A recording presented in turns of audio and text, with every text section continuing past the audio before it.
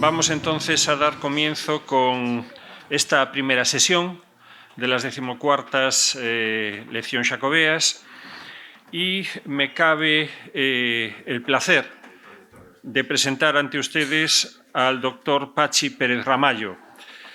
El doctor Pérez Ramallo se licenció en Historia en la Universidad de Santiago de Compostela con la triple especialidad en Arqueología, en Edad Media y en Prehistoria en el año 2012.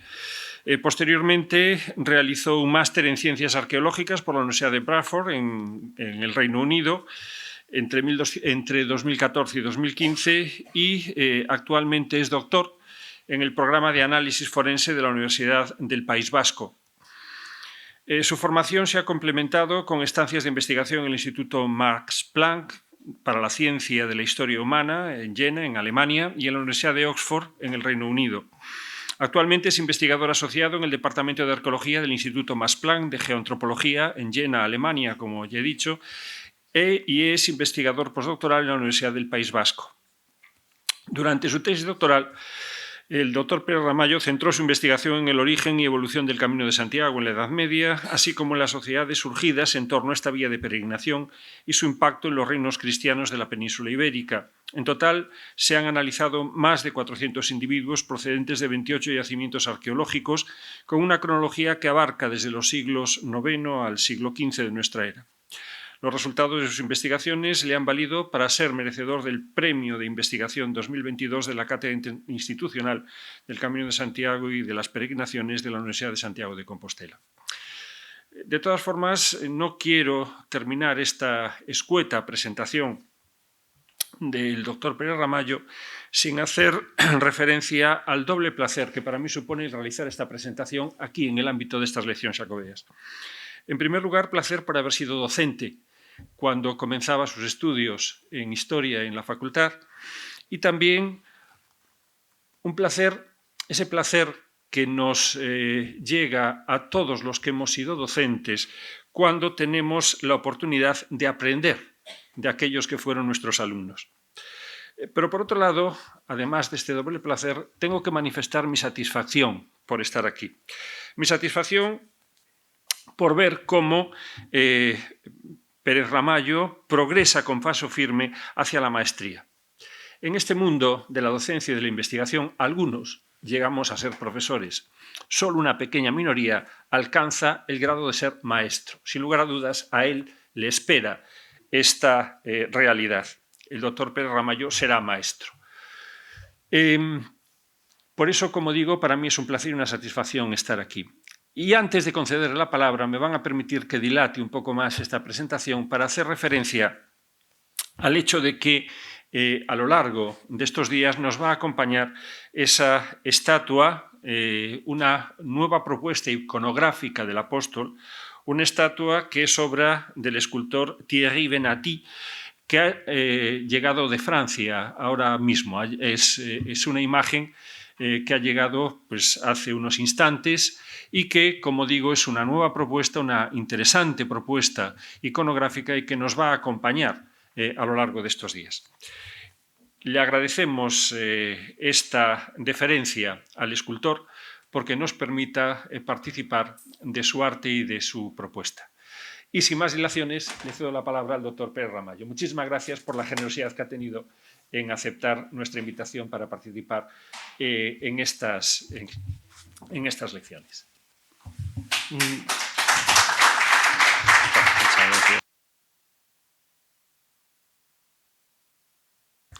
Bueno, muchísimas gracias a todos los miembros del tribunal que me han concedido el premio. Para mí fue un gran honor. Que sepáis que en Alemania lo celebramos por todo lo alto.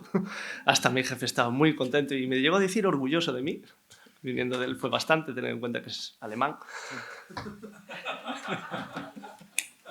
Pero bueno, a mí me hace mucha ilusión que me hayáis vuelto a invitar. No sé si alguno de ustedes han estado cuando di mi primera charla, ya hace, si mal no recuerdo, en 2019, fue justo antes de la pandemia, y vine aquí a contaros un poco más bien lo que hacía.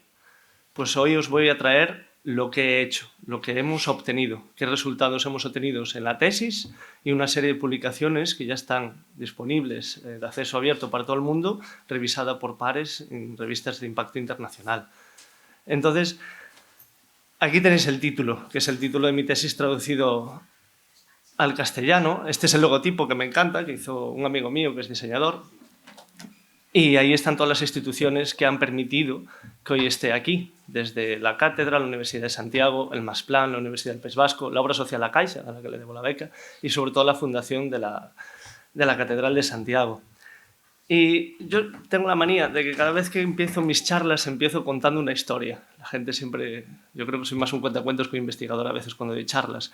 Y aquí no sé si os fijáis, son todas partes del Museo de la Catedral de Santiago. Yo creo que para mi gusto, uno de los mejores museos que tenemos aquí en Galicia.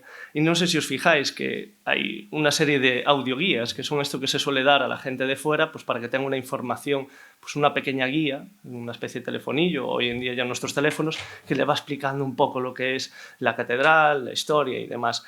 Pues yo empecé allí. Yo estaba trabajando para una empresa externa que vendía entradas y estaba ahorrando para estudiar mi máster en el extranjero, como bien mencionó antes el profesor. Y estaba pensando más lo que quería hacer, qué proyecto iba a planear. Quería cambiar un poco el rumbo de mi vida porque había hecho historia y me arrepentía un poco por la salida laboral y cometí el error otra vez de volver a seguir con esto. ¿O no?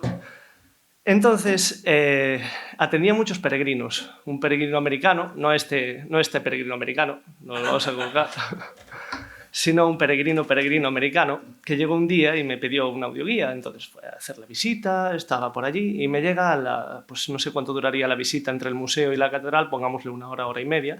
Me vuelve allí y me dice, mira, hicimos migas, he aprendido muchísimo de arte, muchísimo de arte. He aprendido de escultura, de un poquito la historia, ¿no? del maestro Mateo y lo demás. He aprendido de la arquitectura tan hermosa que tenéis. Pero hay algo que no he aprendido y que me falta, que es la gente que hizo todo esto. ¿Dónde está esa gente? A mí, claro, como en los dibujos animados, os podéis imaginar una bombilla encima de la cabeza y dije, tengo la idea.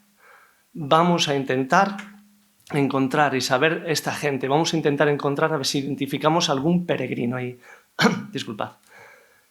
Pero claro, la pregunta es, ¿cómo encontramos a estos peregrinos medievales? Muchos retornaban a casa, algunos sí que empezaron a probar Compostela, pero también había muchos inmigrantes, no eran peregrinos. Entonces ahí surgió la gran pregunta, ¿cómo encontramos a un peregrino? Y entonces yo ya tenía esa idea para el máster, vamos a aplicar una serie de tecnologías. Y me imagino al pobre Daniel Lorenzo, que lo tenemos hoy aquí, y a Ramón Izquierdo, cuando el vendedor de entradas le llega un día y le diga, mire, yo voy a hacer un máster, ¿qué le parece si le estudio uno de los yacimientos más importantes de toda Galicia para hacer mi máster? Un don nadie. Pues ellos apostaron por mí. Al principio, lógicamente, se tuvo que hacer una propuesta de investigación muy grande y demás, pero apostaron por mí. Y todo lo que tenemos aquí, si no fuese por Daniel Lorenzo y, en primer lugar, Ramón Izquierdo, que fue el que me prestó atención, nada sería de esto posible. Ni la beca de la Fundación La Caixa, ni el doctorado, ni nada. Por lo tanto, me gustaría darle las gracias de forma pública que alguien como él apostara por alguien como yo en ese momento. No tenía currículum. Y él, sin embargo, se arriesgó. Y seguramente tuvo que dar la cara por mí, aunque yo nunca llegué a saberlo. Entonces, ¿qué tenemos? Cada vez que llegamos tenemos lo que veíamos aquí, tenemos los restos, una tumba, podríamos tenerlo en la catedral, podríamos tenerlo en otro sitio, y algunos de ellos eran enterrados con una concha de vieira. Una concha de vieira que, según las fuentes históricas, nos dicen que era algo que llevaban, que era que se le entregaba. Sabíamos que esta gente venían de distintas partes de todo el continente. Este es un fragmento del Códice Calistino, que es del siglo XII, como todos ustedes saben, y que nos da una información, vamos a poner entre comillas, veraz de lo que ocurría, ¿no? Y nos decía que llegaban caravanas de falanges cumpliendo los votos de acción del Señor y que venían de todas partes de Europa, del continente. Esta fotografía de aquí, que podéis ver, es de un peregrino de Irlanda. No es de aquí. Y también nos menciona, supongo que esto lo conoceréis muchos de vosotros, en el Códice Calistino, el famoso milagro del caballero con la concha de vieira. Ya nos da la primera pista de que ya se utilizaba como símbolo del peregrino, que ya estaba ahí. Rápidamente, aunque vosotros ya lo sabéis seguramente muchísimo mejor que yo, tenemos el contexto histórico, dónde surge todo esto, cómo estábamos en esa posición. se había desaparecido lo que era el reino visigodo. Llegaron desde el sur, desde el norte de África, y han conquistado toda la península, y ha desaparecido lo que se conocía como un reinos cristianos que estaban allí. Pero esos pequeños espacios que quedaron, primero la marca hispánica, gracias a los francos, y después una especie de núcleos, no sabemos si rebeldes por impuestos, no sabemos la razón, pero sobrevivieron allí en el norte, y se fueron extendiendo. En este contexto de animadversión, de complicidad, de pobreza, porque claro, estaban aislados, se encuentra, cuenta la leyenda, aquí. La leyenda también varía un poco, ¿no? Si eran unas luminarias, si era un campo de estrellas, si las luces, si se decía mención. Encuentran un ermitaño que teníamos por aquí, encuentran la famosa tumba. Este avisa al obispo que estaba en cargo, Teodomiro, según las fuentes, que estaría en Iria Flavia, vendría aquí tras 3 días de meditación y digamos que al ver la tumba, que sabéis que los mártires y los santos en aquel momento se entraban bajo losas de mármol, él fue lo que encontró y dijo, por revelación divina, que es un milagro lo que le ocurre, aquí están los restos del apóstol y 2 de sus seguidores. Y automáticamente empieza una maquinaria enorme, una maquinaria muy grande por parte desde la monarquía, la iglesia, para difundir y conectarse con todo lo que viene siendo el norte de la península ibérica, con todos los reinos cristianos, para después con el resto del continente cristiano, lógicamente. También esto ha permitido romper ese aislamiento y crecer. Los reinos cristianos, muchos utilizaron como símbolo contra lo que ellos consideraban el infiel y ellos se consideraban autoherederos de los visigodos para progresar. Pero estábamos en un momento, sobre todo a partir del siglo XI, que eso significó expansión territorial. Era otra mentalidad de conquista, las cruzadas y demás, que eso lo vemos en toda Europa, no somos algo aislado. En Europa, ¿dónde lo tenemos? Pues lo que vendría siendo el desplazamiento hacia el este de los pueblos germanos, el desplazamiento de los latinos hacia el Oriente Próximo, los reinos de Jerusalén, los reinos, todo lo que sería de las cruzadas, y la península ibérica no fue para nada ajeno. Y esto sumergió toda la península no solo de peregrinos y una riqueza, sino que también trajo ese fenómeno de expansión territorial justificada. ¿Qué hizo de Santiago de Compostela? Pues rivalizar directamente en la relevancia espiritual con Roma y Jerusalén. ¿Y eso qué se traduce? En riqueza, en poder, en prosperidad. Una ciudad nueva. Yo siempre, de forma un poco atrevida, si me queréis reñir después podéis, digo que Santiago se convirtió en la Jerusalén de Occidente, porque no había nada y necesitaban población, necesitaban crecer y había muchas oportunidades. Y se encontraron, por ejemplo, en nuestro querido Pórtico de la Gloria, aparte de varias capas de distintas pinturas, llegaron a encontrar lapislázuli y oro, pintado todo lo que es la fachada. Imaginaos la riqueza, como para rivalizar con esos 2 centros de peregrinación. Y aparte lo más importante, teníamos no solo una reliquia, teníamos el cuerpo entero. La cabeza y todo el cuerpo. Era la reliquia más grande de la cristiandad. No existía otra igual. Y ese fenómeno se expandió por toda Europa. Yo cuando fui el verano pasado un poco de turismo por Alemania, os sorprendería cómo el Camino de Santiago en la Edad Media está presente en toda Alemania. En toda Alemania. Ciudad que visitaba, ciudad que encontraba algo relacionado con Santiago. Cuando fuese medieval, allí encontraba algo. Bien, tenemos esto, un contexto histórico, tenemos unas fuentes históricas que nos hablan de esto, entonces yo lo que quería saber es, vale, pues vamos a ver qué se ha investigado antes, qué han hecho aquí antes investigadores anteriores a mí. Vamos al núcleo. Yo, claro, quería empezar en la catedral, quería saber si encontraba algún peregrino, si Santiago era tan importante y se pobló de gente de fuera y de la contorna, ¿dónde los podemos encontrar? ¿Dónde están? Entonces tuve la suerte de que la catedral había sido excavada en 2 ocasiones, con nuestro querido López Ferreiro, que reencontró los restos del apóstol, que los habían escondido para Francis Drake, Sir Francis Drake para los ingleses, pirata Francis Drake para nosotros. Y lo escondió y lo recuperó. Y después, aprovechando el cambio del suelo, hicieron una serie de intervenciones y sacaron a la luz lo que viene siendo toda la necrópolis medieval en torno a la Basílica de Alfonso III. Se hicieron algunos pequeños estudios osteológicos de unos pequeños individuos, que son los famosos de las fotografías, que aún se conservan por Carrotero y su discípula, pero quedaba bastante por hacer. ¿Por qué? Porque la osteología había cambiado, había nuevos métodos científicos, había surgido lo que hago yo, los análisis de isótopos y demás. Entonces yo propuse eso, vamos a hacer un nuevo proyecto, una nueva metodología, para intentar resolver cuestiones que nos van a surgir otras nuevas. Este es aquí un plano de la Catedral de Santiago. Perfecto. Aquí tendríamos un dibujo de lo que sería la Basílica de Alfonso III, ¿de acuerdo? Y aquí serían las necrópolis, ¿de acuerdo? Esta sería la zona principal, la que hemos visto en la fotografía anterior, y este el transepto sur, donde encontraron, por ejemplo, la tumba, la lauda de Teodomiro. Vale, entonces, ¿cómo lo hacemos? Tenemos este contexto, tenemos a un, bueno, iba a decir investigador, alguien que quiere ser investigador, y demás. Análisis osteológicos, esto siempre lo digo, esto es como las películas, las series de televisión, Bones, ¿no? Que os aparece el esqueleto tumbado en una mesa, entonces te llega el especialista de turno y entonces empieza a verlo. Fijaros aquí, pues tiene este toro de aquí muy marcado y la mandíbula la tiene en forma de U, o los dientes los tiene más, esto de aquí está más marcado. Entonces, esto quiere decir que es masculino, eso es lo que hacemos. Nosotros cogemos los restos e intentamos leer su biología. Intentamos sacar, bueno, pues estimamos, porque nunca, salvo el ADN, 100% se puede decir, pues es hombre, es mujer, tuvo alguna herida, no la tuvo, tenía alguna enfermedad, eso es muy importante, viniendo de peregrinos. Y eso fue lo que hicimos aquí en la Catedral de Santiago. Hemos aprovechado en las capillas y allí extendíamos algunos de los esqueletos, otros los analizamos in situ para evitar daños y le fuimos sacando eso, pues era hombre, era mujer. ¿Qué estatura tenía? ¿Eran altos? ¿Eran pequeños? ¿Tenía alguna enfermedad? ¿Tenía un trauma? ¿Había llevado un golpe, un corte? Era no sé, imaginaros un obrero del Obradoiro y tenía las marcas en los brazos de tanto trabajar. Eso se puede leer en los huesos. Y lo podemos ver... Uy, perdón, se adelantó esto. Y lo podemos ver, como os decía, en los huesos, ¿no? En la pelvis, el cráneo y distintos. Y después tendríamos los análisis biomoleculares, que esto ya os va a sonar un poco a chino, que nos iríamos dentro del hueso, donde el ojo no ve. El ojo ya no lo ve, entonces tenemos que sacarlo.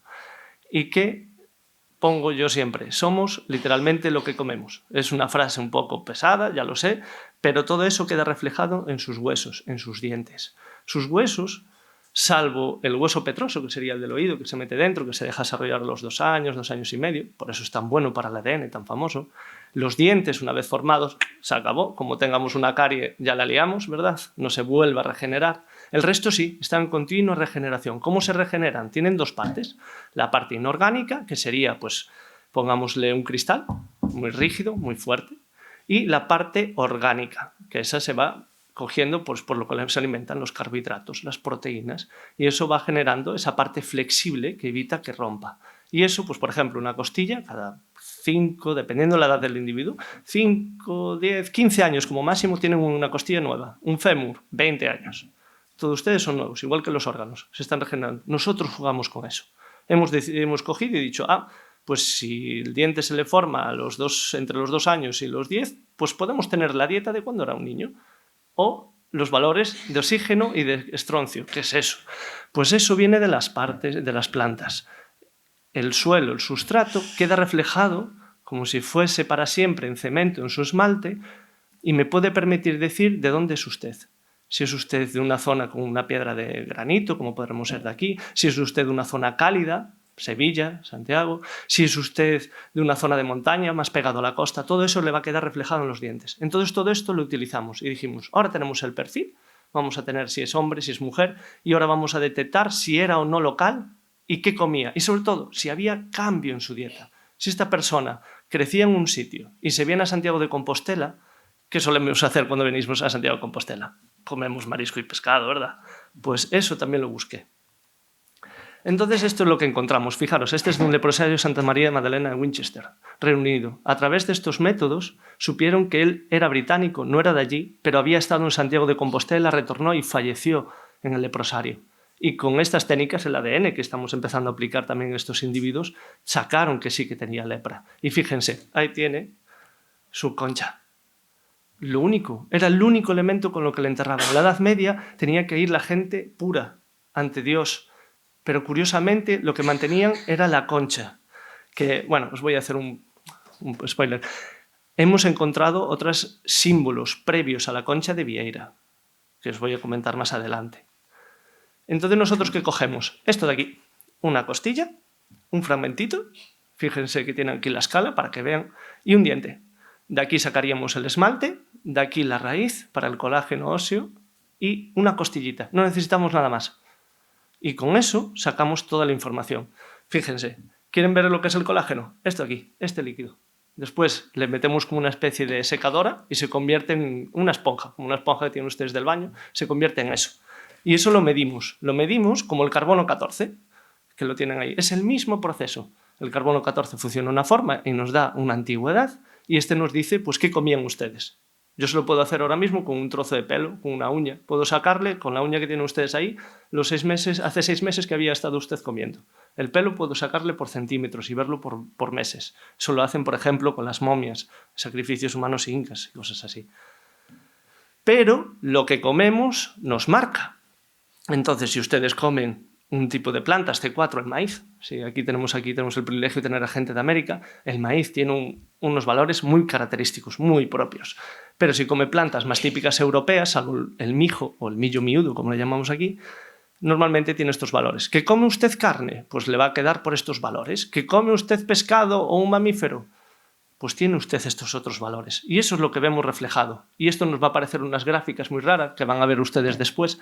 Y según esos bloques, yo les voy a decir, pues esta persona comía esto, no comía esto. Y a partir de ahí interpretas. Porque si no hay una pregunta arqueológica, todos estos métodos no valen de nada. Primeros resultados. Esto fue lo primero que encontré cuando hice mi máster. ¿Os acuerdan que le dije lo de la dieta, la variación? Fíjense, los primeros resultados, las flechas, son el mismo individuo, cada uno representado con un símbolo diferente, un cuadrado, un triángulo, y fíjense en lo que le pasa. Se mueve, se cambia mucho la dieta. Algo le ha pasado, un cambio social, un cambio económico, una migración, algo le ha pasado. Estos individuos sabemos que ya venían de fuera. ¿Y qué saben lo que le introduce? Más carne. En la Edad Media, ya le está dando una pista. Ya está cambiando el estilo de vida, ya comen mejor. Ahí los tenemos otra vez y mucho más claros, cómo van subiendo la parte de arriba. Esta parte de arriba nos están diciendo, aquí comíamos carne.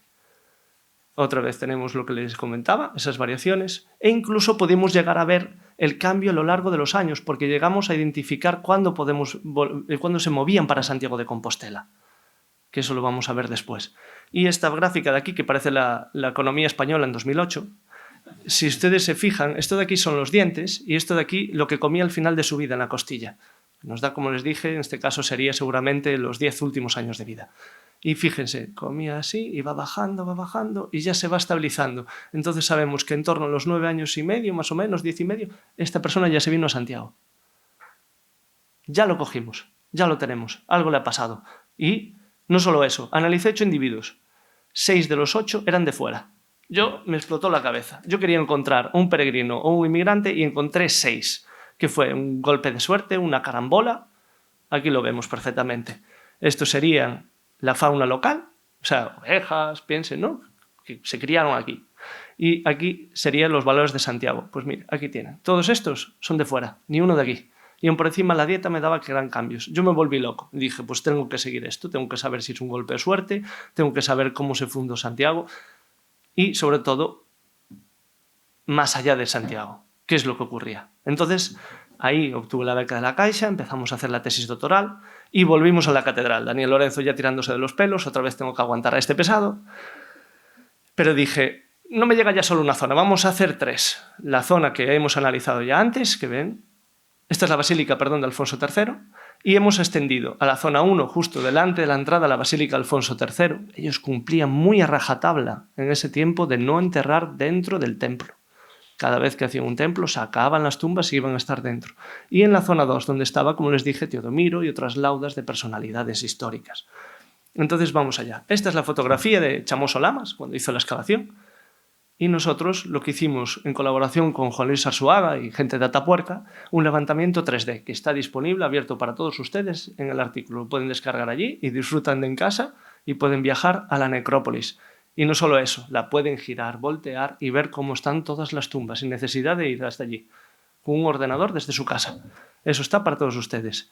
Y ahí teníamos toda la necrópolis. Incluso le hicimos un plano, fíjense, aquí con las tumbas cerradas y con ellas abiertas. Tenemos hasta registrados los huesos que estaban allí. Ni más ni menos, para todos ustedes, porque lo importante de esto es la divulgación, lo mencionaban antes en la introducción. E hicimos una primera cosa, dataciones. Había un debate, eran suevos, eran visigodos, había romanos, ¿qué era esto? que encontramos, qué cronología, era hasta el siglo XII, pues lo que nos salió es que no hay visigodos. En las tumbas más antiguas, que había el debate, las tumbas de doble estola, estas que tienen ustedes aquí, se consideraban que eran suevas o visigodas. No están reutilizadas, salvo esta de aquí, que ya manipularon la tapa y demás, no están reutilizadas, siempre un único individuo, sin evidencia de restauración. Todas ellas son del primer momento. Las dataciones nos lo indican, son del siglo VIII. E incluso lo interesante, cuando encontramos que algunas tenían dos individuos, uno era de fuera y otro era de casa. Se estaban emparentando, se estaban relacionando con gente de la entorna de Galicia y gente de fuera.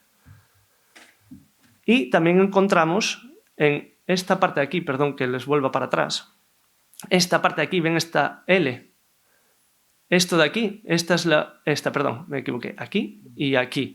Esto son las primeras estructuras, las primeras casas domésticas de Santiago de Compostela por las dataciones que hemos obtenido. Todas corresponden al primeros momentos, que serían, dije antes el siglo VIII, sería el siglo IX, disculpad, y estas estructuras también, serían todas del siglo IX. Incluso encontramos cerámica doméstica e hemos analizado lo que comían. Y no comían mal, comían carne que se fija un poco con lo que teníamos. Y después las dataciones, ¿qué nos dan? Que no se nos van a más allá del siglo XII, que es cuando se empieza a construir la catedral, ¿no? Entonces, también hemos podido hacer una clasificación por tumbas. Tendríamos las más antiguas, que son del siglo IX, disculpad otra vez mi desliz de antes, que serían estas, fíjense, está abierta, sería un único individuo. Tendríamos estas segundas, que se nos irían pues, para el siglo X, hasta mediados del siglo X, y desde la segunda mitad del siglo X hasta el XI, más o menos, serían estas, excavadas de forma antropomorfa, y después tendríamos ya las últimas, que digamos que son un poco más cara al fondo de la necrópolis, más apelmazadas, más amontonadas, y ya serían de la segunda mitad del XI hasta el XII, todo a lo largo. ¿De acuerdo? Y según eso, entonces ya tenemos una evolución y podemos intentar clasificar por el tipo de tumba, el tipo de individuo, la inmigración, cómo llegaba y qué tipo de inmigración llegaba. Aquí tenemos, también está disponible nuestro artículo, todas las zonas y todas las dataciones, desde la primera muralla, también corroborado por dataciones de carbono 14, que por cierto utilizaron concha seguramente, porque utilizaban para la construcción de ellas. Encontramos conchas de ostra que por las dataciones seguramente pertenecería a algún antiguo castro, una fortificación protohistórica de la costa, porque de aquella la catedral ya tenía control de la costa. Ya le habían cedido islas, tierras, controles allí, pues lo traían desde ahí y lo encontramos en la muralla. Los usos domésticos y la necrópolis en teoría evolucionaría desde aquí, pero aquí curiosamente nos encontramos unas que serían del siglo IX, como le estaba diciendo, en los primeros momentos tras el descubrimiento, segunda mitad del siglo IX, principios del X. ¿De acuerdo? ¿Qué ocurre ahí? Lo que nosotros creemos es que como cuando se construía la primera basílica de Alfonso II, después la segunda, cuando movieron esa basílica, sacaban las tumbas y las colocaron en distintas zonas. En este caso, las colocaron aquí, en el sustrato más abajo, pero se expandían de esta forma. Entonces, no es una línea cronológica continuada, sino que va cambiando. ¿Qué encontramos de toda esta gente? Aquí metimos más análisis, ya no me llegaba solo oxígeno, sino que encontramos y metimos más. Hemos analizado fauna, que para mi desgracia vine aquí al Museo de las Peregrinaciones y fui a Rochaforte, un castillo, una fortaleza que pertenecía al obispado y que estaba allí en la entrada de la ciudad. Quedan las ruinas. Y dije, vamos a analizar ovejas y animales de aquí porque eso me va a decir los valores de Santiago. Uy, ignorante e inocente de mí. Aquí migraban hasta los animales, aquí no trabajaba nadie. Volvamos a las fuentes históricas que mencionaba un peregrino alemán que decía aquí en Santiago con el tema de los peregrinos no trabaja nadie. Pues efectivamente encontramos hasta restos de delfín, traían delfines aquí a comer. Y todos los animales mayoritariamente eran de fuera. El mercado era tan grande que no tenían necesidad ya casi de criarlos aquí y los traían. Entonces, ¿qué hice? Me volví un cazador profesional de caracoles. Si quieren después le paso mi currículum. Porque los caracoles no se mueven apenas, y ahí generamos la línea base. Y lo que nos dijo es que más del 50% de los individuos no eran de Santiago de Compostela. De los 33 analizados, que todavía se conservan in situ, más del 50% no eran de allí. ¿De dónde venían? Esa es una pregunta que yo también le estuvimos dando vueltas. ¿Recuerdan ustedes las tumbas, según el tipo de tumbas? Las primeras tras el descubrimiento iban evolucionando. Estas de aquí creemos que apuntan por las evidencias a que podrían venir de lo que sería Al-Ándalus, ¿de acuerdo? La parte de la península ibérica que estaría bajo el control del Islam musulmán. Y esta gente, según las fuentes históricas, López Alsina lo menciona muy bien, y otros grandes historiadores, de que muchos sacerdotes emigraban al norte. Recordemos que en Lugo se le llamaba africano uno de sus obispos, está todavía allí.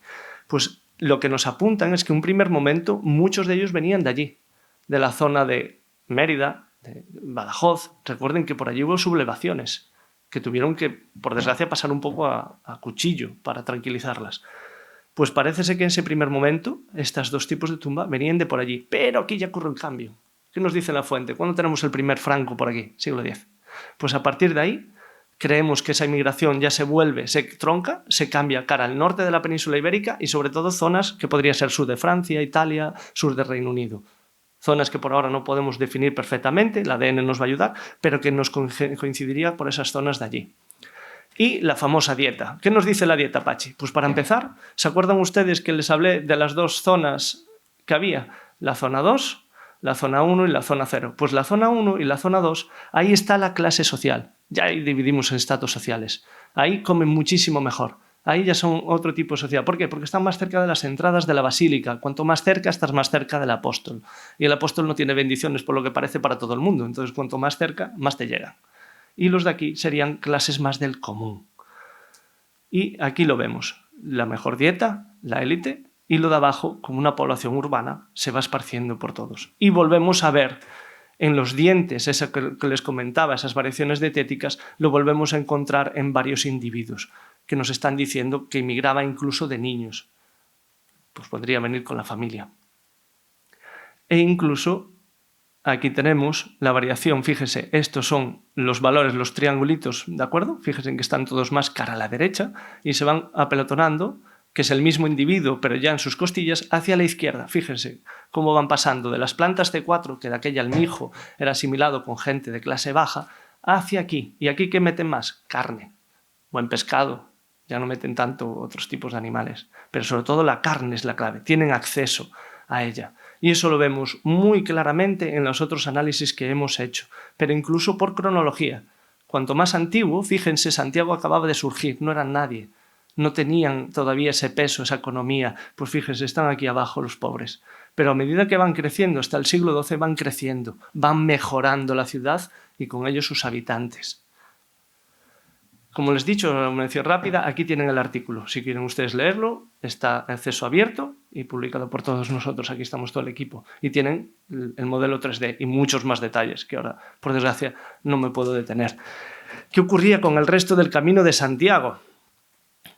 Pues me cogí la mochila, el coche y me fui por toda la península ibérica, en especial la zona de Navarra, de Aragón y después por el camino primitivo, el de costa y Santiago. Fíjense, hay tres tipos de colores. Los naranjas son poblaciones rurales, los azules zonas urbanas, ya nos están diciendo que todas son entonces a partir del siglo XI, y los rojos que son élite social. Hemos tenido el privilegio de analizar a hijas de reyes, condes, que eran bastardos de reyes del reino de Aragón, sotomayores, que son de aquí.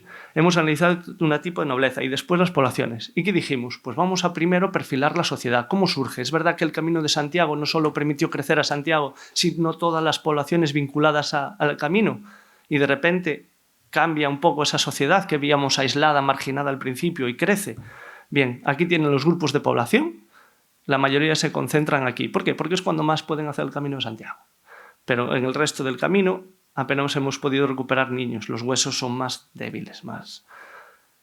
Tenemos hasta la estatura, fíjense, eran más bajitos que nosotros, 1,70. Algunos se atrevían a ir un poco más, no llegaba al 1,80 m, que es lo que mido yo, y las mujeres se quedarían en torno a 1,50, 1,50 y pico. Tenemos hasta la altura. ¿Y saben qué refleja la altura? Lo bien o lo mal que comían. No se fijan que las nuevas generaciones no paran de crecer, es porque comen mucho mejor que nosotros en las generaciones anteriores. Bien. El Camino de Santiago y la sociedad medieval, entonces. Fíjense, esto ya les va a volver loco, ya me van a odiar de todo. Pero lo único que me interesa es que ustedes vean los tres grupos. ¿Se acuerdan que le hablé de tres colores? Rural, poblaciones que viven en el campo y que dependen de los recursos de su entorno, las ciudades y la clase alta. Si os fijan, aquí abajo están las poblaciones rurales. ¿Qué comían? De lo que tenían de su entorno. No tenían casi acceso a lo que es la carne. Vivían de lo que literalmente le daba ese año la cosecha, el animal y lo que se podían mantener. No tenían apenas redes comerciales. ¿Dónde sí las tenemos? En la ciudad. ¿Y en la ciudad qué clase nueva surge social? La burguesía. ¿Y a quién quiere copiar estos mercantes, a la élite social? Y fíjense, tanto los hay aquí abajo, pobres, o sea, más de clase baja, como clase alta, imitando a la nobleza. Todo lo rojo, recordemos, son élite social, que hemos analizado hasta monjes, abad y demás, y ellos lo copian. Se están formando las ciudades, y Santiago, el Camino de Santiago es un gran impulso para todo esto, para su gran desarrollo.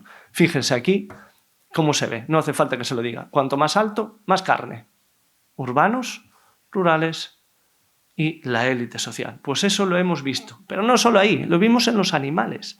Los animales, a partir del siglo XI, que es cuando todos han crecido económicamente, entonces necesitan que los montes se pasen a ser campos y los animales como el cerdo empiezan a comer ya más de alimento doméstico que lo que estaba en el bosque suelto, también se produce ese incremento. O sea, hasta los animales a partir del siglo XI crecen y cambian notablemente.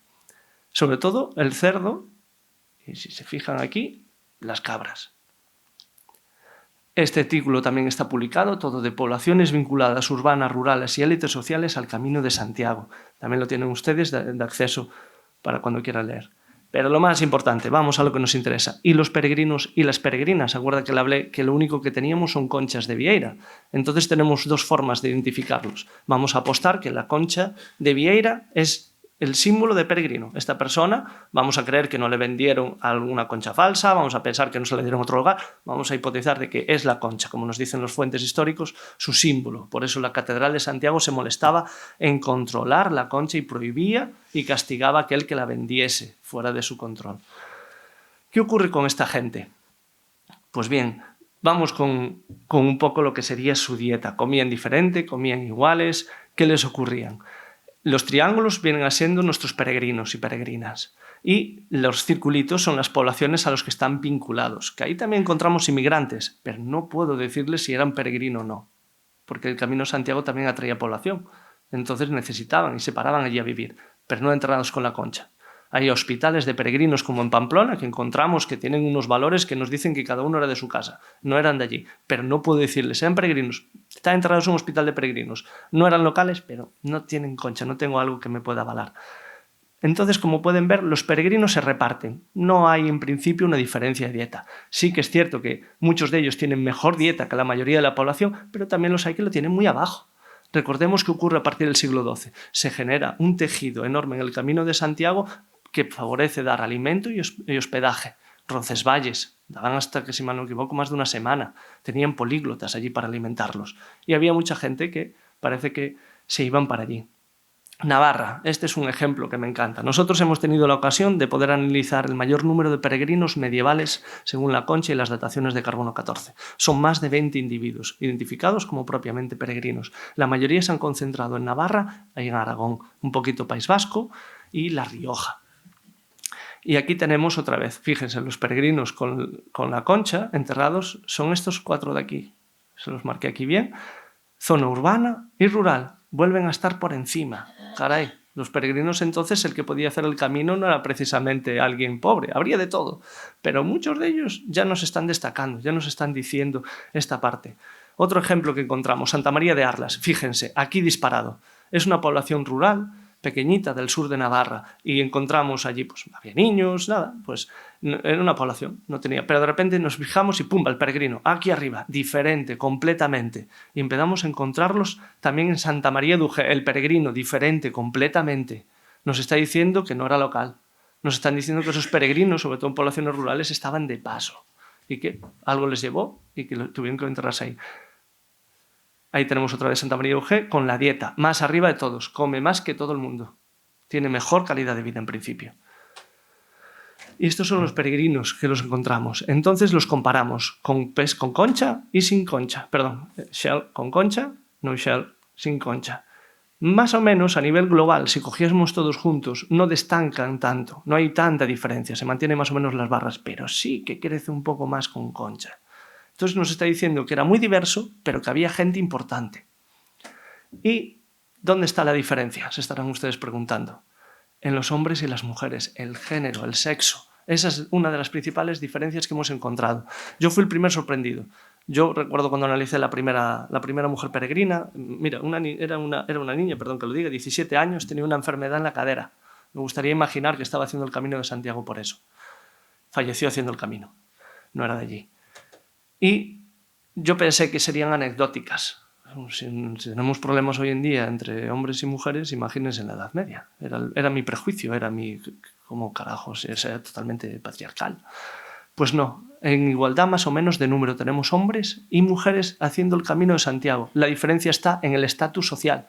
La mujer, para poder romper esa barrera social que le inhibía, que le prohibía realizar el camino, necesitaba tener un estatus social más alto. Necesitaba comer mejor, que es lo que estuvimos viendo. Fíjense, la barrita de los hombres aquí abajo, la de las mujeres. Cuanto más alto, mejor comían. Y aquí, más o menos igual. Esta no nos interesa esta sobre todo. Y estadísticamente son diferentes. El hombre, curiosamente, sí que copaba todos los estatus sociales, hasta los más pobres. En Jaca, ahí encontramos muchísimos peregrinos de estatus bajo. Gente que de verdad comía muy mal, pero estaban haciendo el Camino de Santiago y ahí lo tenían. Que me estoy alargando, y ahí tienen todo este artículo, que les puede identificar todos los peregrinos, su género, su sexo y demás. ¿Cuáles son las conclusiones? Y que tenemos también debate, claro, porque yo lo único que he hecho es aportar desde otra perspectiva diferente lo que es el Camino de Santiago. Esto tiene que generarse un debate con historiadores, de distintos especialistas, sociólogos, antropólogos. La primera, como les dije, la Catedral de Santiago. Más del 50% de la población entre los siglos IX y XII son foráneos, no son de aquí. Se ha poblado Santiago a base de inmigrantes. Una primera oleada hasta mediados del siglo X, más o menos, serían de la península ibérica, del sur, del Andaluz. Y posteriormente ya se cambia y sería para el norte de la que sería la península ibérica, y ya nos iríamos muchísimos más lo que serían los antiguos francos, sur de Francia, norte de Italia, centro de Italia y sur de Inglaterra, podemos identificar. No descartamos incluso alemanes. De hecho, por ADN, ya os doy un avance, sí que encontramos ingleses y otras nacionalidades. Ya los hemos identificado en La Rioja y en otras partes. Entonces, no nos está engañando esto. Después, por la Catedral de Santiago, por el Carbono 14, es una necrópolis medieval. Puede que seguramente allí había restos romanos. Ellos lo que hacen es, encima de ellos, y reutilizarlos. De hecho, encontramos en las propias tumbas, aprovechaban la tierra, pastas de cuenta vitria romana. ¿Por qué? Porque cogían lo que tenían en el entorno y aprovechaban para enterrar a sus muertos o para hacer las propias tumbas. De ahí que aparezcan con tégula romana, una teja rectangular, característica de los romanos. Vale. Pues nos están diciendo que no hay nada ni suevo ni visigodo, y si lo hay, ahí no está, que son todo medievales. Tras el descubrimiento se empiezan a enterrar allí y la sociedad va creciendo, se va diversificando. Después, con esa división de los orígenes, sobre todo a partir de la mitad, de Al-Ándalus, que es la gran pregunta, y la división social. ¿Se acuerdan que les dije? Cuanto más cerca en las entradas de la basílica, mayor es el estatus, corroborando, por ejemplo, las laudas, como os dije antes, de Teodomiro. Otros obispos se enterraban en el transepto sur, un lugar seguramente destinado más a religiosos, y luego en la entrada, en la zona 1, de la entrada principal a la basílica, y ahí se enterraban gente ya con otro estatus también. Y después, digamos, la gente del común, que al ser una población urbana era variada. Había burgueses que tenían una mejor economía, pero también había gente que era más sencillas. No hay diferencia de género, es de economía, de social. Hay mujeres enterradas delante, como las hay detrás. Hay niños enterrados delante, como los hay atrás. La diferencia, otra vez, el estatus social. Muy bien. Catedral de Santiago, cambio de dieta, eso a mí me encantó. Casi todos los individuos que hemos observado que eran de fuera, encontramos incluso cuando vienen, si son adolescentes, si no lo son adolescentes, pero todos producen un cambio de dieta, todos progresan socialmente. Santiago les ayuda a mejorar. Claro, recuerden que había una norma que decían, si usted era un siervo y pasaba 15 días en Santiago sin que su señor lo reclamase, cosa que no iba a ocurrir porque el único con potestad era el obispo, pasaban a ser libres. Crecían, prosperaban. Y después, ¿qué ocurrió con el resto del camino? Primero, empujó a esa sociedad, ayudó a desarrollarla, ayudó a crecerla, a formar ciudades, a ver que había ya una diferencia entre urbano, en rural, incluso en los animales. Ha cambiado todo eso. El Camino de Santiago no solo fue un punto para algunas personas, fue para todo el recorrido, no solo afectó a Santiago. Los peregrinos, por lo que vimos, mayoritariamente es un fenómeno urbano. Casi muchos de los que hemos analizado eran locales, que eso fue algo que nos sorprendió. De esos 20, muy poquitos eran de fuera y casi todos fueron descubiertos en poblaciones urbanas. Jaca, Pamplona y después pequeñas villas como Ujue, que Pedaquella, eran de carácter urbano. ¿Vale? La mayoría de estos individuos eran de población urbana. Retornaba y se eran enterrados en su lugar de origen, con su concha de vieira. Fijaros la simbología, la importancia que tenía en aquel momento. Y lo que decíamos, que a mí personalmente fue lo que más me impactó y reconozco que fui con muchos prejuicios. Igualdad de hombres y mujeres haciendo el camino, pero la diferencia es el estatus social. Y algo que a los medios de comunicación, no sé por qué, les gustó mucho, la concha del peregrino, desde la primera mitad del siglo XI. Es la datación más antigua que tenemos de un individuo enterrado con la concha de peregrino. Después hay otros símbolos. Aquí en la catedral encontramos muchos individuos de los siglos IX, X con conchas de ostra, también lo encontramos en Coruña, y por ejemplo en Oviedo los enterraban con colmillos de jabalí, en el hospital de San Juan de la catedral. Y nuestro resultado nos indica que la mayoría eran de fuera. Me gustaría, antes de despedirme, dar gracias a todas las instituciones, todos los sponsors que han estado parte detrás, en especial, ya que estamos aquí, a la Fundación de la Catedral de Santiago, que apostó desde un primer momento para que esto saliese hacia adelante, el Masplan, por supuesto, Oxford, instituciones ahora que me han concedido el premio, como la Cátedra del Camino de Santiago y la Universidad de Santiago, la Universidad de William and Mary, que nos ha dado también una de las becas, igual que la Fundación PaleoArc, para desarrollar nuestras investigaciones. Y les voy a dar muchísimas gracias a todos ustedes y un buen camino por haberme atendido hoy. Muchas gracias y personalmente a todas estas personas que han hablado.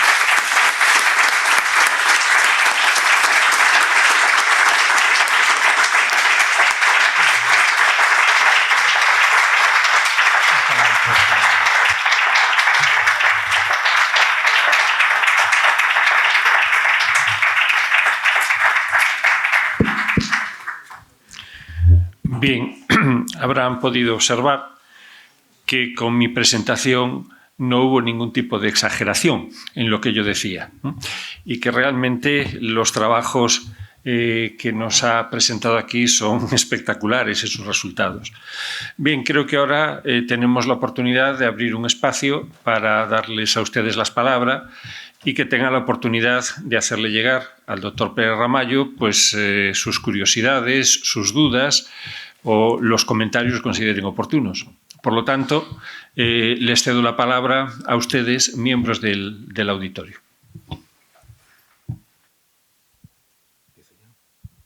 Bueno, empiezo yo a hacer una pregunta a ver si se anima el auditorio. Si he entendido bien, eres como estás recorriendo Europa en la búsqueda, la caza de esqueletos con concha, porque eso nos da la seguridad de que son peregrinos, porque efectivamente la concha se daba al llegar a Santiago, era un certificado de que habías hecho el Camino de Santiago y esa concha la conservaba el peregrino a lo largo de toda su vida y se hacía enterrar con ella. Entiendo que ese es lo que andas buscando por Europa, restos, no solo aquí, sino cuando vas fuera, aquello que certifica. Por ejemplo, yo sé de gente que ha encontrado recientemente en la zona de Milán, algunos en un cementerio alto medieval, restos de peregrinos porque tienen la concha. Sí, gracias por la pregunta. Sí, esa es la premisa. De hecho, ya tenemos analizado y ya están publicados de Suecia. Tenemos 2 peregrinos de Suecia, de una población bastante apartada. Estoy detrás de individuos en Polonia.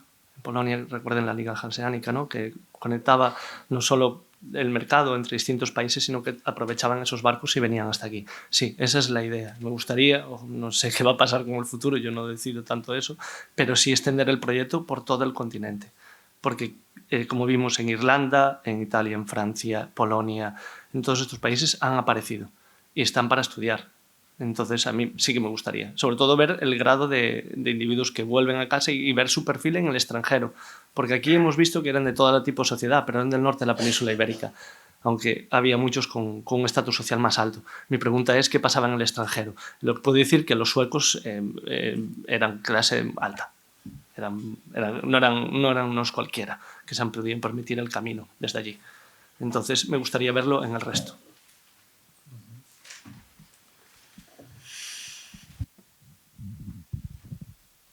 Bueno, está, claro, tan ricamente cargada de datos y referencias a los locales como yo, que explica la ciudad bien que puede, y en algunas de las guías comerciales al uso, lo que obtengo es que tenemos que revisar también la historia de la propia ciudad, más allá de los análisis que usted hizo. Tenía idea de que había en el subsuelo de la catedral enterramientos que decíamos tardorromanos, como previos a suevos y visigodos. Usted lo ha negado. Tenemos que revisar el perfil urbano de la ciudad y de sus habitantes. Hubo enterramientos, perdón, ya terminó la pregunta, del siglo II, indicios de que habían traído el cuerpo del apóstol y que tenía cierta resonancia, o hay el silencio de Santiago, o sea, de la ciudad, llega hasta el siglo IX. Permítame, a lo mejor me expresé mal. Romanos sí que hay. De hecho, López Ferreiro sí que encuentra lo que vienen siendo las típicas tumbas de incineración, serían unos cofres donde tenían las cenizas y demás. Romanos sí que hay. De hecho, yo creo que prácticamente es un siglo I, II. Y yo sé, esto no debería salir de aquí, pero bueno, sé que en Oxford están con un proyecto Relicron y saben ustedes que la fiebre de las reliquias hacía muchas veces coger falsificaciones y llevarlas como auténticas, ¿no? Entonces ellos se dedicaron a analizar y encontraron en varios de estos huesos atribuidos a Santiago, pero no Santiago apóstol, sino que venía de Santiago. Una reliquia tiene distintos grados. Primer grado, un hueso de un santo. Segundo grado, algo que tocó una tela del propio santo. Tercer grado, algo que tocó la tela del santo. Eso sería, ¿vale? Vale, pues sabemos que estos restos óseos seguramente los traían de las necrópolis de por aquí, ya analizaron y le salieron romanos por carbono 14. Si mal no me equivoco, le salían del 3-4. Entonces, no, romano hay. Romano sí que hay. Hay una necrópolis romana. Lo que no está claro que haya es una visigoda, una posterior, digamos de los siglos finales del V hasta el VIII. Ahí no creo que haya. Ellos lo que hacen es, hay una necrópolis romana, se abandona, y cuando descubren los restos del apóstol empieza a resurgir, digamos, una nueva localidad, un nuevo sitio, y ahí vuelven a enterrar sobre los restos romanos directamente. O sea, no sé si me explico, lo que hay es un salto temporal, no hay una continuidad. Lo que nos dice nuestras evidencias, claro, a lo mejor metemos la pala a 300 metros y me aparece algo suevo o visigodo. Entonces le vengo aquí y le digo, ¿se acuerda lo que le dije? Pues mira, cójalo y a la porra. Pero por ahora... no, sería romano, salto temporal, medieval, siglo IX.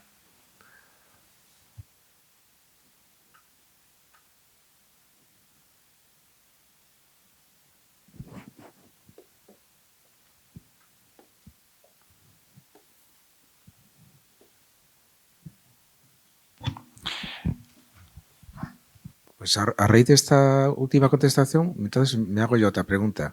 ¿Cómo sería ese cementerio romano? ¿Son restos incinerados, pero en urnas, en tinajas? ¿Qué es lo que...? Porque me imagino que habrás encontrado completamente fragmentos. Habrá sido destruido cuando se construye sobre el alto medieval.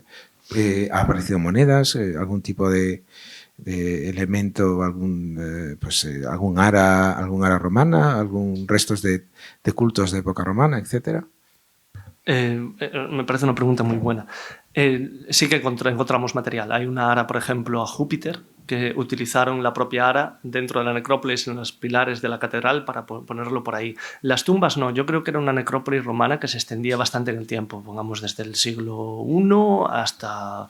que iría hasta el 4 tranquilamente. Entonces hay una variedad de tipologías de tumbas. A partir del siglo II se empiezan a ver inhumaciones. De ahí que, por ejemplo, se encuentre pues, piezas de mármol, que es el antialtares, es una pieza de mármol, que sería la tumba. Esa era romana, era una lauda reutilizada romana. Le dieron la vuelta, borraron cuando lo descubrieron, pero era reutilizada, que eso lo hacían todo el rato. O sea, los romanos lo reutilizaban. Entonces, no, habría de varios tipos. Como le dije, en una de nuestras tumbas encontramos pastas de cuenta vidria romana, que ya sería más para el 3-4, si mal no me equivoco, y encontramos la reutilización de tébula romana y otros materiales. Pero ellos simplemente lo que hacen es, como lo hicieron los romanos antes, con la crisis ya que al fin del imperio, reutilizar lo que tenían en su entorno. Entonces yo creo que hay inhumaciones, de hecho están Es algo que no lo sabe mucha gente. Debajo del altar mayor se intentó hacer una cripta para los arzobispos y en una de esos nichos han metido y conservado ahí todas lo que serían las tumbas de inhumación. Las pequeñitas están ahí, pero evidentemente yo creo que sí que hay. También hay humanas porque, como le dije, se analizaron huesos que decían que era de Santiago de esos siglos. Entonces, sí. Esto me despierta otra pregunta. Para el futuro, ¿no sería interesante analizar esos restos óseos romanos? Aunque están incinerados, ¿se podrían analizar para saber si son de aquí o si vienen de fuera? Si también hay un tráfico de personas previo, y después los romanos siempre se entierran a las afueras de donde viven. Por lo tanto, entiendo que supongo que es una villa, lo que siempre leí en algún sitio, que se sospecha que en la zona de la Quintana podría haber una villa, aunque me parece poco extenso para una villa. Pero ¿dónde está esa villa o núcleo de población? Yo ahí ya no lo sé, yo no llegué hasta tan abajo. Yo lo que leí es que Santiago era como París, ¿no? Un cruce de caminos donde se colgó una pequeña población para asistir a los caminantes. Yo no creo que esté tan cerca de la necrópolis si es que estaban tan pegados, pero bueno, recordemos que Santiago está encima de una colina. Eso genera ya una distancia simplemente por la elevación. Entonces ahí lo tiene. Respecto a su pregunta, tenemos un problema. Una vez se queman los restos, el ADN ya lo perdimos. A partir de X temperatura ya se está perdiendo. Y después lo que sí podríamos, si tuviésemos suerte, si hubiese dientes. Yo lo siento, los dientes a mí me encantan. Es que me dan información, saco de todo ahí. Porque el esmalte sí que no se vería perjudicado. Entonces ahí sí que podríamos sacar la dieta y ahí sí que podríamos sacar el origen. Si tenemos simplemente unos dientes. ¿Qué pasa? Tienes que abrir la urna y comprobar. No solían, a pesar de que los romanos lo hacían bien, suelen conservarse. Quedan fragmentos de huesos, que a veces incluso un genetista mañoso puede llegar a sacar algo, e incluso un especialista como yo podremos sacar algo, pero si hay eso, el diente se conserva mejor. Sería interesante, pero claro, habría que abrir todo eso, habría que hacer una intervención grande y recordemos que es patrimonio de la humanidad, eso es muy complejo de llevar. Me encantaría, por supuesto, me apunto a todas las aventuras, pero sí que sería interesante.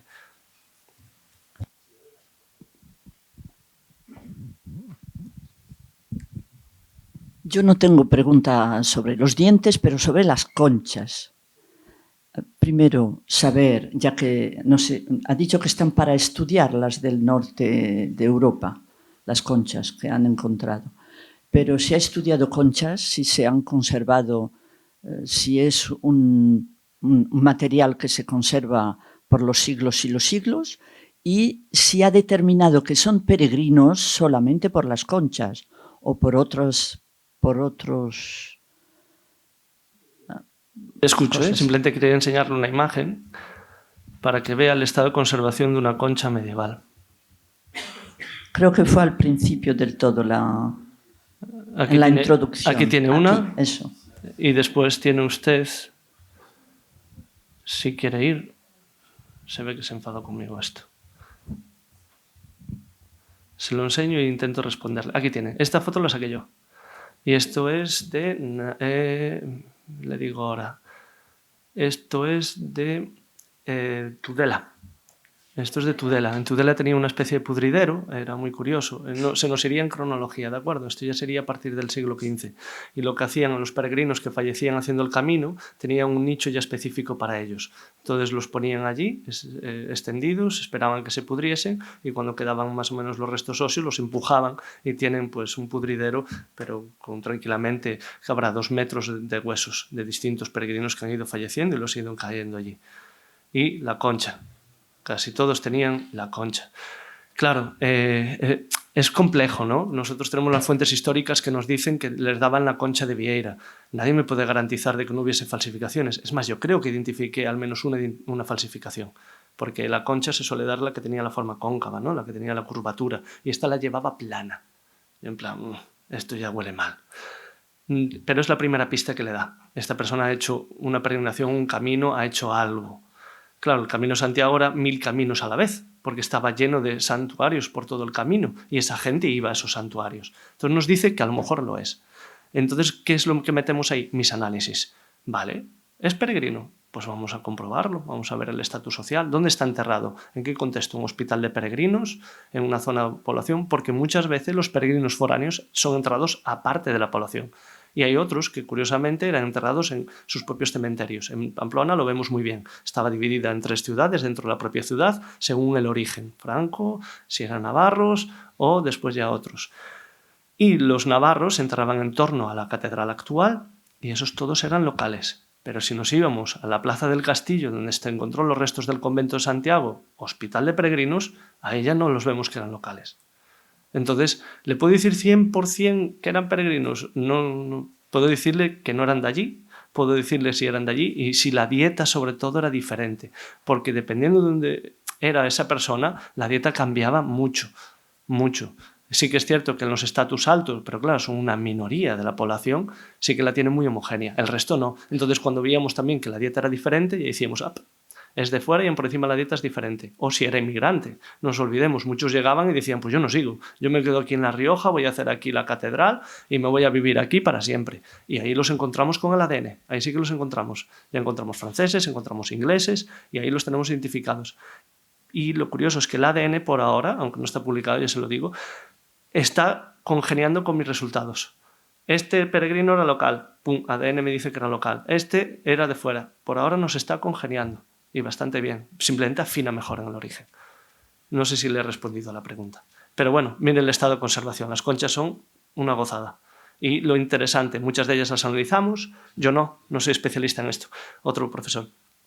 Y me decían que eran atlánticas, o sea, aunque hay especies, Mediterráneo y Atlántica, me decían que eran atlánticas. Pero sí que estaría muy interesante, que eso no pude tener acceso todavía, a las que encontramos en Suecia, a las que encontraron en Polonia, analizar esas también y ver de dónde vienen. Y lo más interesante, me gustaría o datar el individuo, porque la concha puede ser reutilizada de un castro, una fortaleza, entonces ahí nada, pero sí los individuos y ver cuándo se empieza realmente el uso. Yo por lo que veo es del 11. En el 11 ya el 12 ya está sentado. Es lo que vemos. ¿Estas conchas serían del 11? Estas específicamente no. Estas serían del 15. Pero tengo otras, si quiere después le mando fotografías medievales, tengo bastantes fotos de ellas, de la forma, porque incluso se ve cómo cambian, al principio se enterraban con una y después vemos que se van enterrando a veces con 2, llevan una más pequeñita y otra más grande. Y la una la llevaban más aquí a la altura del codo, del codo del hombro, y la otra la llevaban más a la altura de la cintura y cosas así, o del pecho. Y era lo único que encontramos. Pero sí, curiosamente, a partir del 15 aparece eso. Y también aparecen figuras de azabache, de Santiago Apóstol. Eso, ya lo cuento. Estamos detrás del Santa Cristina de Somport. Ha aparecido allí una necrópolis, es un hospital de peregrinos increíble. Y allí ya aparecen niños. Queremos analizarlos. Si consigo una serie de cosas para mantenerme yo, también analizaríamos esos niños. O sea, queremos ver también el cambio de la simbología. Como le dije también aquí en Santiago, las conchas de ostra las encontramos, eso repetiría mucho, me llamó mucho la atención, debajo de la pelvis o debajo de los pies y de la cabeza. Se las ponían ahí, las conchas de ostra. Y, eso se lo ponían. Lo encontramos en Coruña, camino de Inglés, en un antiguo convento franciscano, y lo encontramos aquí en Santiago. Varios individuos lo tenían debajo de la cabecita y de los pies o de la cadera. Concha de ostra. Y no se olvida, a mí me encantó, los colmillos de jabalí en el hospital de San Juan de Oviedo. A mí me alucinó. Los llevaban, les hacían un agujero para perforación para poder llevarlo de colgante. Y los enterraban con colmillos de jabalí. Fue lo único que se encontró de animal en el resto de toda la necrópolis. Colmillos de jabalí. ¿Y en ningún otro sitio aparecen los colmillos de jabalí? ¿Solo en Oviedo? Claro, yo de lo que vi sí. De lo que vi solo en Oviedo, en el hospital. Porque, claro, yo quiero pensar que como había tantos santuarios en medio del camino, las poblaciones rurales seguramente hacían el camino más pequeñitos, parte del camino de Santiago, no llegaban a Santiago, no tenían medios ni libertad. Alguien de la población urbana, sí. Yo tengo dinero, yo tengo otro tipo de trabajo, yo puedo coger las maletas y me voy. Yo no puedo, yo tengo que atender a un señor, tengo que atender a un campo, no tengo esa libertad. Entonces yo creo que ahí empieza esa diversificación, pero sí que parece que hay un intento muy prematuro de dar una identificación. Entonces, a mí estaría muy interesante, les animo a ustedes, que seguramente saben más que yo, a profundizar un poco en toda esta simbología religiosa que puede que tenga connotaciones precristianas locales. Bueno, y no todo tiene por qué ser religioso, porque la gente también se adornaba con toda una serie de objetos y lo enterraban con ellos. A fin de cuentas, yo también tengo en la mesa de mi despacho un colmillo de jabalí de uno que me comí un día y obviamente no tiene ninguna intencionalidad de carácter, carácter religioso. Disculpe que le interrumpa. La diferencia es, toda tumba medieval en esos siglos se entierran absolutamente con nada. No sé si se acuerdan la película Braveheart. Sí. Les enterraban con un osario. No hay ningún otro objeto. Solo a partir del siglo XII la élite empieza a ser enterrada otra vez con algún tipo de objeto. Reyes, nobles y demás.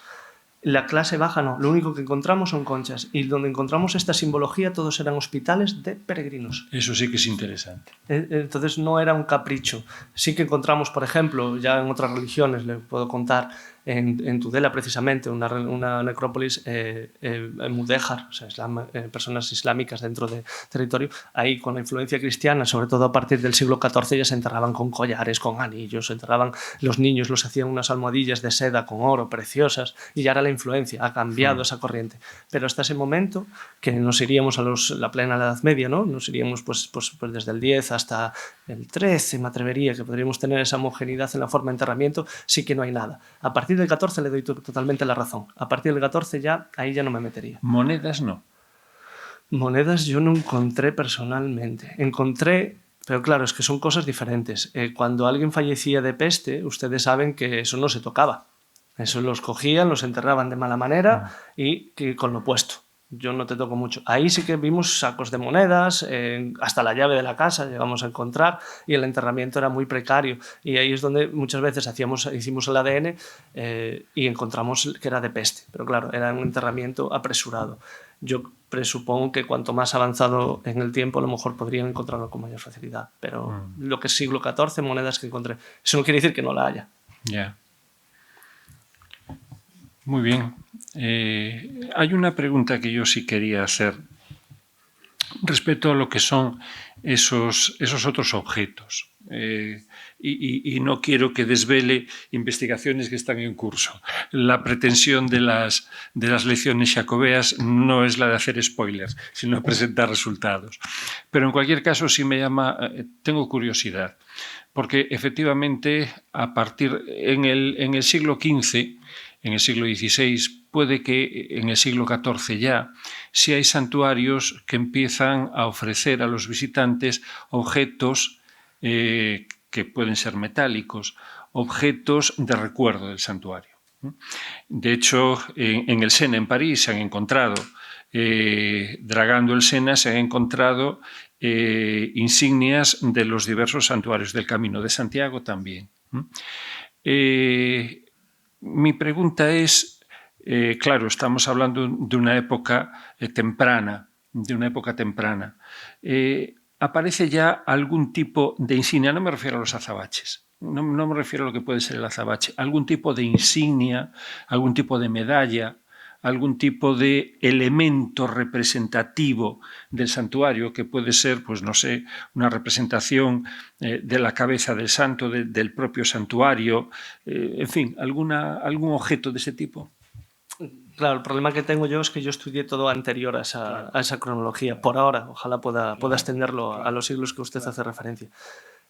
Yo lo que encontré, y esto es una hipótesis mía, ¿de acuerdo? O sea, esto es una idea mía. Yo creo que precisamente lo que usted acaba de decir de símbolos propios de cada santuario son estas diferencias en conchas, colmillos y demás. Yo creo que podría ser eso.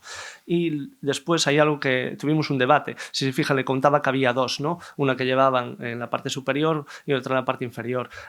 Llevamos el debate de que podrían ser cofrades.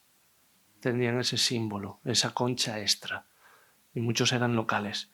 Entonces, lo que sería interesante para intentar resolver su pregunta sería, si consigo lo que estoy buscando, pretendiendo, analizar sitios como Santa Cristina de Somport, porque ahí ya sí que nos vamos exactamente a esa cronología y nos vamos a un hospital muy importante de peregrinos, y sería interesante extenderlo a otros lugares.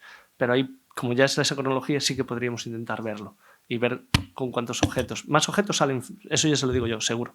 Sí que salen, ya salen más figuras de azabache, ya salen más cosas. Muy bien. La verdad es que no cabe duda de que, a pesar de que los resultados de esta investigación... Perdón. ¿Sí? Ah, perdón. Perdón. Mira, a mí quería que me aclararas algo, porque referiste 2 veces al salto temporal y como parece que has escarbado tanto, quiero que me digas, tú me dices que desde los romanos a los medievales no te aparece nada, como si no hubiera habido ningún rastro de vida en Santiago de Compostela, cuando te refieres al salto temporal. Yo lo que digo es que en lo que es la necrópolis de la Catedral de Santiago de Compostela no tiene un uso continuado desde época romana. ¿Y en los otros lugares que has escarbado? En los otros, lamentablemente, nos vamos ya a una cronología que nos vamos al siglo, segunda mitad del X, XI sobre todo, que es cuando empiezan a utilizar la concha, que es cuando los identificamos de esa forma. En Santiago nos vamos al 9-12. Ya es un momento anterior. Pero el hecho de que no se utilizase ese sitio como necrópolis no quiere decir que no hubiese población. Había población en torno a Santiago, había castros, ¿no? Recuerden que donde está ahora el mercado Plaza Abasto había población ahí. Seguramente se enterraban simplemente en otro lugar. Pero en otra parte que no hemos encontrado dentro de la catedral. Perfecto. O sea que los entierros fueron en tiempos romanos y luego en la catedral. Así, a ver si me expreso mejor. Lo que sería una población romana, un cruce de caminos, donde tendrían su propia necrópolis. Llega la crisis del imperio y desaparece. No es como Tui. Tui sí que sobrevivió. Tui se mantuvo. Llegó a mantenerse como centro de poder durante muchos siglos. E incluso sabemos que Gelmírez llegó allí cuando robó todas las reliquias de Portugal. En Santiago, seguramente la población era más pequeñita, o el camino se empezó a dejar de desuso, o se movió la población, y durante ese intervalo que va desde la caída del imperio hasta el descubrimiento del apóstol, en esa zona no se vuelve a enterrar. No quiere decir que no haya población, a lo mejor la población simplemente se movió. De hecho, lo que encontramos en la necrópolis de muchos de los individuos eran locales, pero no eran locales, eran del entorno. O sea, su inmigración es como un centro y va trayendo de poblaciones cercanas, se va extendiendo. Nosotros, obviamente, y yo aquí le puse el foco en los que son de más lejos, pero venían de las aldeas del entorno. Entonces...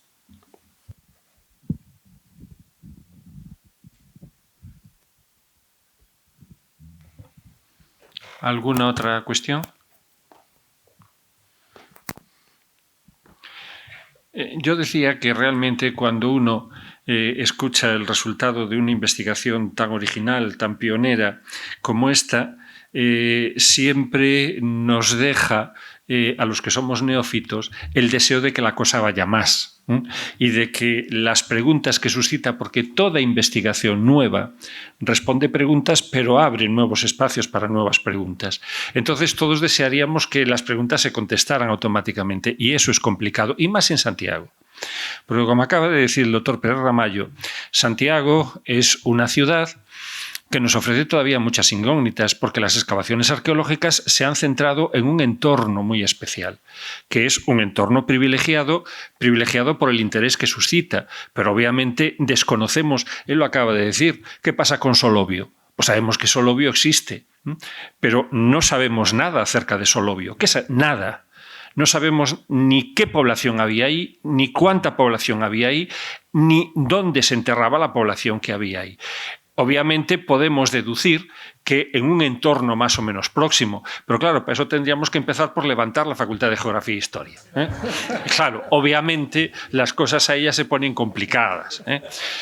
Por eso digo que siempre tenemos que movernos por la vía, no solo la vía de nuestro deseo, sino la vía del realismo, por donde puede caminar nuestro deseo. Y eso obviamente nos lleva a tener respuestas y obviamente a tener preguntas, y muchas de las cuales pues probablemente nunca podamos contestar de todo, pero no cabe duda de que esta investigación nos ha abierto unas nuevas y muy importantes expectativas. Pensemos, por otra parte, que el hecho de que estemos hablando de un salto de una necrópolis romana a una necrópolis del siglo IX es una respuesta que nos está hablando de un enterramiento ad santos. Y un enterramiento ad santos, que es un enterramiento con unas características muy peculiares, lo que nos está de alguna manera informando es de que estamos hablando de una población que estaba plenamente consciente de que en ese lugar estaba enterrado un personaje singular, y obviamente esto nos lleva al apóstol Santiago y esto nos lleva a lo que eran sus discípulos. Por lo tanto, la arqueología, y en este caso el análisis con los isótopos y con estas otras cosas que yo no sé denominar, nos está de alguna manera confirmando lo que sabíamos a través de unas fuentes escritas, y obviamente de unas fuentes escritas que en buena medida descansaban sobre lo que había sido una tradición oral muy fuerte que se había mantenido a lo largo de los siglos, porque es una tradición que se plasma por primera vez en la Concordia de Antaltares. Por lo tanto, estamos hablando de algo muy importante y nos está ofreciendo un panorama completamente nuevo y revelador de lo que es el origen de Compostela y el origen, obviamente, del santuario compostelano. Si se me permite simplemente una cosa. Te permito. Gracias. Hay una cosa que ha dicho él muy importante y que me gustaría subrayar mucho. Este es un trabajo multidisciplinar y la clave, lo acaba de decir él, vamos a cuestionarnos las fuentes, porque sabemos que las fuentes a veces, aunque nos dicen mucha información, nos pueden decir la verdad a medias, porque la escribe X persona con X interés o simplemente no se ha conservado toda la documentación. Entonces, una de las primeras cosas que sí que nos llevó fue cuestionarnos las fuentes y llegar a donde no que llegó el registro. Y es algo que yo creo que es muy importante, que debe ir de la mano. La arqueología con los historiadores y la documentación. Tienen que ir muy de la mano para contrastar, verificar o incluso llegar a donde a veces uno u otro no da llegado. Me gustaría escuchar ahí los ecos de fundamentos. Bueno, ¿alguna pregunta más? ¿Algún comentario más?